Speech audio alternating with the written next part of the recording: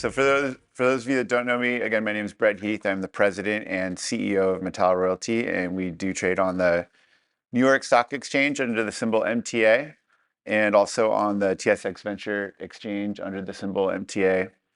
And the topic for today was building generational wealth.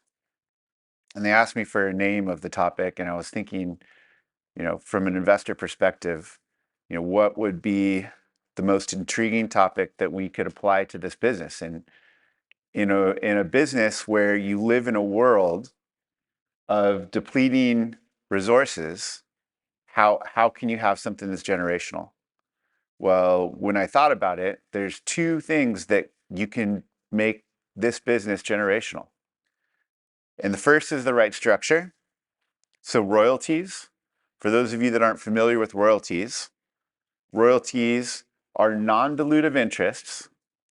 So 1%, 2% interest, 3% interest in an asset, in a mine that is connected to the property. Okay, so the mining company, no matter how much money they raise, they never dilute your interest. It's there forever. Now, this interest is free carry. So once you acquire this interest, the mining company might spend 100 million, 500 million, multiple billions of dollars building this mine, developing this mine, and there's no further capital outlay as the royalty holder. And then once the asset goes into production, the royalty is top line cash flow. Truly the most incredible generational asset that goes on into perpetuity. So when you think about the structure, and you think about generational wealth, this is what works. This is, as Tom noted, Franco's got a number of these assets in their portfolio. And I'm going to walk you through today how we're doing it for Metalla, how we're building it. And there's an incredible opportunity because we're a much smaller company. The second part of it is the geology. You've got to have amazing geology. And so if you can do those two things, and you can do those two things right, you have the ability to get exposure to the generational wealth that these types of companies and structures can provide. I will be making a forward-looking statement, so please understand those risks. So at Metalla, we understood this in the very beginning. And we've had a very clear and concise strategy that we've executed over the last 6.5 years. And this was to give our shareholders exposure to the highest quality assets on the most proven geological trends that are being advanced by the biggest companies in the world. Now, how does a small company do that? These big companies, they're never going to encumber their assets, not even for a big check, much less a small one. And so we came up with a strategy to consolidate what we call the third-party market. These are all the existing royalties that are out there. They originated some other time. We're not buying them from the actual owner of the property, but from these other parties. It could be an individual, a mining company, a prospector, and so forth. And we developed a platform and a process that I believe is the most efficient and effective way at doing this. And we've been able to execute on that over the last 6.5 years. We acquired 31 acquisitions, or we've had 31 acquisitions that acquired, through those acquisitions, 85 royalties. So we've got 85 royalties. The 31 transactions is an industry-leading 31 transactions. And again, that's all derived off of our platform and our effective process to be able to source these transactions outside of competitive environments. And we've deployed about $170 million into these acquisitions. And our approach to this business, again, focusing on the generational aspects of these assets, our approach has always been the sniper rifle approach. We've never gone out and tried to sacrifice our quality for growth. We found that that's been a big mistake in the past.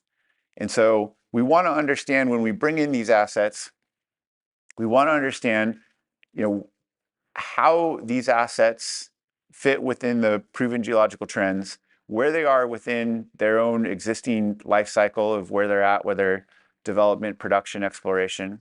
We want to understand where these assets are within the major mining companies' pipelines, the attention they're getting, so we can ride those value curves. And we want to understand how each one of these assets play into the broader portfolio for our investors. Just like any portfolio manager, we handpick each one of these assets. A couple recent examples of this is an acquisition that we did with a company called First Majestic Silver. This is one of the world's leading global silver producers, and we bought a portfolio of 8 royalties off them. It gave us exposure to a high level of silver, which silver is an incredibly difficult metal to get exposure to in the royalty business because there are very few primary silver mines in the world. But this gave us exposure in one transaction to 8 different royalties. We got a producing royalty with La Encantada, 4 near-term development royalties that are fully permitted, fully functioning processing facilities at site. We think are very near-term production in the next 3-5 years. And then 3 very exciting exploration properties. But it gave us exposure to, again, 7 million ounces and 175,000 hectares across the most proven geological trends and mining camps within Mexico. So great acquisition that we made. And another one that we're very excited about is an acquisition on LAMA. For those of you that have been in this business or around the sector for a while, this asset used to be called LAMA, and it was set to be the largest gold mine in the world. Over 20 million ounces of gold and over 1 billion ounces of silver were here. The asset ran into some environmental issues, and after about 10 years in court, the Chilean side on Pascua was put into closure by the government. Now, 2 years have passed since then, and Barrick, the operator, which is one of the largest gold companies in the world, spent $75 million very quietly to evaluate LAMA as a standalone underground operation. Before they shelved this operation, they put $4 billion of infrastructure on site, still sitting there today. Fast forward till today, Barrick decided to put another $75 million in this project this year. We're expecting a PEA in probably the next 12 months. But again, going back to the original question, is the biggest counterparties, the proven geology, and we were able to pick up a very, very significant royalty, 2.5 to 3.75% on this asset. Again, positioning our shareholders in front of what we think is going to be a very, very significant catalyst going forward, given all the exploration success. But even with these 2 acquisitions and the 85 royalties we have in total, the value proposition today for Metalla has never been more compelling. Never been more compelling. When you look at what we've done, the metric that I would say most accurately values royalty companies in general, from the biggest all the way down to the smallest, is the net asset value per share. In summary, this takes all of the quantifiable cash flow that you're going to get from assets that have a very clean line to production with quantifiable reserves, and discounting all that forward after tax. That's the NAV, and then divided per share. That's the per share value. That's the intrinsic value as a shareholder that what your share is worth. And if you look at over the last 4 years since we had research coverage, we have been able to grow our NAV per share at a CAGR, compound annual growth rate, of 22%. We've increased it from $4 to $8, just about $8.50 over that time period. And again, we've been able to do that by sourcing our transactions our own, by having our platform and our process, by focusing on great geology and operators that are continue to spend the capital on these projects going forward. And from a sector-wide perspective, it's been an outperformance in the NAV per share. Now, from a share price performance, it's actually underperformed recently. And so this is the opportunity.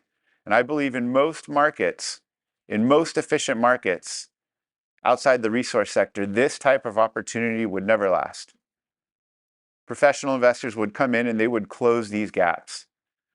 But you give a sub-billion market cap company in the resource sector, this is the opportunity for shareholders today. And you can buy a Metalla at half of its historic average valuation. So again, from a valuation perspective, an incredible time. Now, the multiples have come down across the sector, but it's the NAV per share. It's that NAV per share growth, the consistent delivery of value of great assets at good prices that has been able to drive that and has pushed that multiple down. But the track record is great. As you can see, if you're making an investment, one of the first things that you always want to figure out is what's the track record of the management. What have they done over the last 5 years, over the last 6 years? They want to see that consistent growth, the consistent smart acquisitions, and we've been able to deliver that so far on the acquisitions and also on the productivity side. Having an industry-leading number of transactions now, albeit some of our transactions are much, much smaller than the other companies. But if you ask the other companies, they'll tell you that a $5 million transaction and a $100 million transaction or $500 million transaction often requires almost the same amount of energy going into it. Now, we've been able to generate, since our first public financing, about a 30% CAGR in the share price growth. 30% average return since our first public financing. Over the last couple of years, it's come back around 50%. So again, I believe I believe that we're turning the corner. I believe that we're going to get these multiples back that we held for a number of years, and that we're going to be able to continue on delivering our shareholders outperformance from the share price perspective as well. We've got a very clean capital structure, 50 million shares outstanding, no warrants, a very little amount of debt, 4 ETFs, very, very strong shareholders and 5 banks that cover us here. And the safest jurisdictions on the planet across the most proven geological trends. Again, in a day of age where globalization is ending, jurisdictions are becoming more and more important as investors. You can't not move your mine or your asset out of a country. It's stuck there. And so you want to make sure that the most of your value is in the best jurisdictions to operate, and also, again, within those jurisdictions, the best geology that's there. I'm almost out of time, but the most exciting thing that we have here today is our growth. Okay, so we've been focusing on buying these assets for 6 years. And now, watching them grow, watching these big companies advance them, the growth is very significant, where at Metalla, we will see a different 1 or 2 or even upwards of 3 royalties come online every single year for the next decade, which is a pretty incredible, I think, feat to have accomplished over the last 6 years. So with that, thank you very much.